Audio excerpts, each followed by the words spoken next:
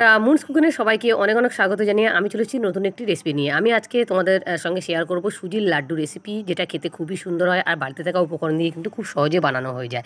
আর যে কারোর বাড়িতে কিন্তু সুজি কিন্তু আমাদের কম বেশি সবাইয়ের বাড়ি কিন্তু থাকে। বাড়িতে থাকা উপকরণ দিয়ে হাতের কাছে একদম তোমরা খুব সহজে কিন্তু বানাতে পারবে সুজির লাড্ডু রেসিপি, আর খেতে কিন্তু খুবই ভালো হয়। তো তোমরা একবার বাড়িতে ট্রাই করো, কেমন হলো অবশ্যই কমেন্ট করো, ভালো হলে অবশ্যই লাইক কমেন্ট শেয়ার করে দিও, আমার চ্যানেল সাবস্ক্রাইব করো, আমার পাশে থেকে তোমরা। তো চলো, সুজির লাড্ডু বানাতে আমি এখানে নিয়েছি 200 গ্রাম সুজি, 150 গ্রাম চিনি আর একমালা নারকেল আমি কুড়িয়ে কিন্তু গেটারে দিয়ে রেখেছি, জল ছাড়া শুকনো অবস্থায় কিন্তু আমি গেটারে রেখেছি। নারকেলটা দিয়ে দেখতেই পাচ্ছ মিক্সার গ্রাইন্ডারে দিয়ে রেখেছি একটু কুচো কুচো করে নেওয়ার জন্য। আর এখানে একটু কাজু বাদাম নিয়েছি, এক বাটি জল নিয়েছি, একটু ঘি নিয়েছি। এগুলো হলেই আমার কিন্তু হয়ে যাবে সুজির লাড্ডু রেসিপি, ঠিক আছে। ঘিয়ের পরিমাণটা একটু বেশি লাগবে বন্ধুরা। তোমরা যদি ঘি না খেতে চাও অবশ্যই তোমরা সাদা তেলে কিন্তু সুজিটা ভেজে নিতে পারো। দেখতেই পাচ্ছ আমি শুকনো করে একদম পুরো নারকেলটাকে আমি গেটার করে রেখেছি। তো চলো, আমি দুদিকে দুটো জিনিস বসিয়ে দিচ্ছি। একদিকে একটা কড়াই বসিয়ে দিচ্ছি সুজি ভাজার জন্য, একদিকে কিন্তু চিনি সেরার জন্য একটা সসপ্যান বসিয়ে দিচ্ছি। দেখো এখানে এক বাটি চিনি দিচ্ছি, মানে 150 চিনি এখানে ব্যবহার করেছি। তো দেখো চিনিটা তোমরা কম বেশি করে নিতে পারো। তো দেখো এখানে দিচ্ছি 1.5 বাটি জল, ঠিক আছে। এক বাটি চিনি 1.5 বাটি জল দিলাম, চিনি শিরাটা ওদিকে ফুটবে। এদিকে আমি দেখতে পাচ্ছ গ্যাসের মধ্যে মানে একটা কড়াই বসে দিলাম, কড়াটা গরম হয়ে গেছে, এখানে 6 চামচ মতো ঘি ব্যবহার করেছি।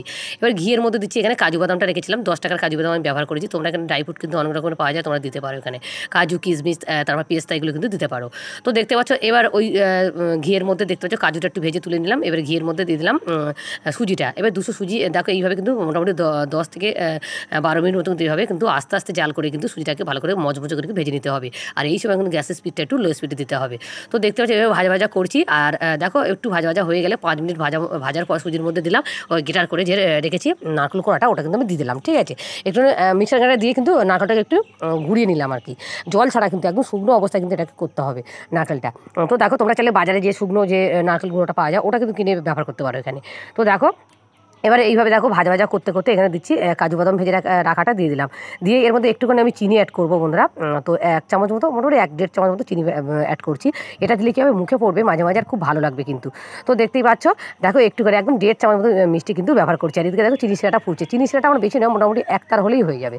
তো দেখতেই পাচ্ছ মোটামুটি 1 থেকে 1.5 চামচ মতো চিনি আমি এখানে ব্যবহার করলাম। আর বেশি গলবে না, মানে একটু একটু গলবে, একটু একটু আবার আস্তে আস্তে থাকবে, তাহলে কিন্তু লাড্ডুটা খেতে খুব ভালো লাগবে। তো দেখো সুজিটা আমার ভাজা হয়ে গেছে, দেখতেই পাচ্ছ। গ্যাসটাকে আমি অফ করে দিয়েছি, এবার নামিয়ে তোমাদেরকে দেখাই।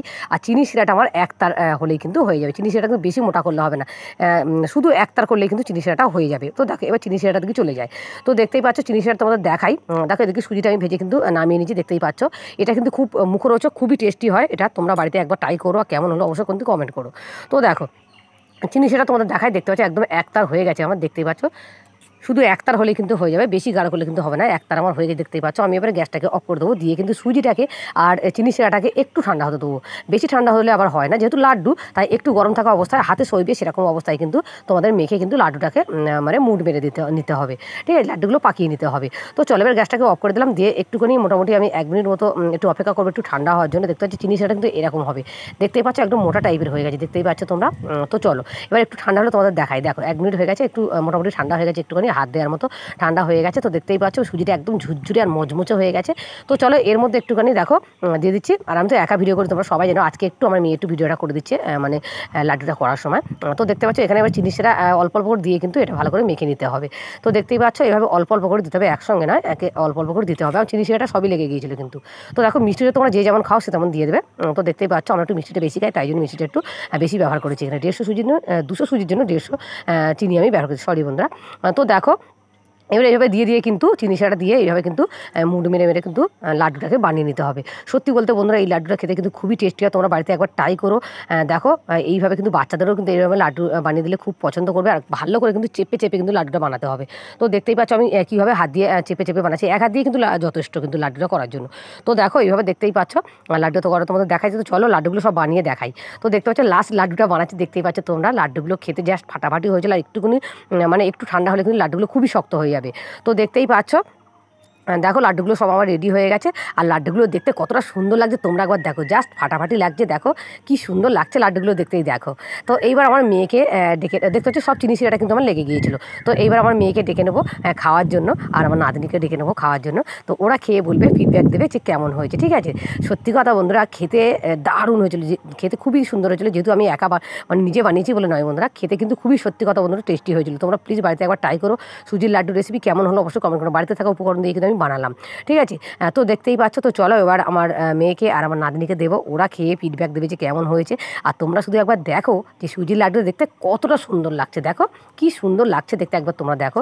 তো দেখো দুজনকে আমি রেখে দিয়েছি খাওয়ার জন্য, দেখতে পাচ্ছ। যেহেতু আমি লিপ দিই, তোমরা সবাই যেন অল্প টাইমের মধ্যে ভিডিওটা ছাড়ি, তাই জন্য কিন্তু আমি লিপগুলো মানে নিই না, আমি আর কি নিজেই লিপটা দিই, ঠিক আছে। নিজে লিপ দিলে একটু সময়টা কম লাগে।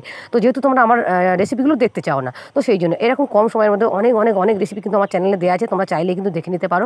তো দেখতে যদি রেসিপিগুলো ভালো লেগে থাকে অবশ্যই আমার চ্যানেল সাবস্ক্রাইব করো, আমার পাশে থেকে তোমরা।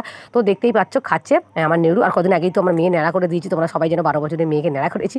তো যাক, আর কি যদি নেড়া করেছি সেটাও তোমাদের বলেছি ভিডিওতে দিয়েছি, তোমরা দেখেছো। তো দেখতেই পাচ্ছ লাড্ডুগুলো এত মজমচে এত সুন্দর হয়েছিল, কি বলবো। আমার নাতনি ভেঙে তোমাদের দেখালো, দেখতেই পাচ্ছ খুবই ভালো হয়েছে। তো দেখো আমার মেয়ে বলছে খুবই সুন্দর হয়েছে, নাতনিও বলে খুবই ভালো হয়েছে ঠাকুমা। তো যাই হোক, দেখতে পাচ্ছ এরকম লাড্ডু তোমরা কিন্তু 2 সপ্তাহ 3 সপ্তাহ ধরে কিন্তু কন্টেনারে রেখে কিন্তু খেতে পারো। তো দেখতেই পাচ্ছ কারোর বাড়ি বানিয়ে দিতেও পারো, আর কেউ গেস্ট আসলে কিন্তু বানিয়ে দিতে পারো। তো যাই হোক, দেখতে পাচ্ছি সুজির লাড্ডু রেসিপি আমি এখানেই শেষ করছি।